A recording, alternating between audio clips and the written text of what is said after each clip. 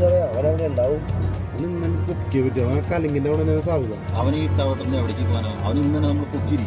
ആ S sir ഭയങ്കര കാര്യം. താൻ വണ്ടി എടുക്ക്, അവനെ നമ്മൾ പൊക്കും.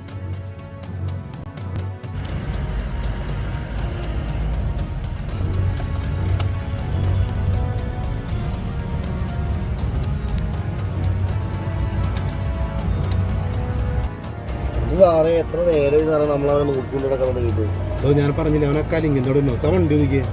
ഇറങ്ങിയിട്ടുണ്ട്. ആ അതെടുത്ത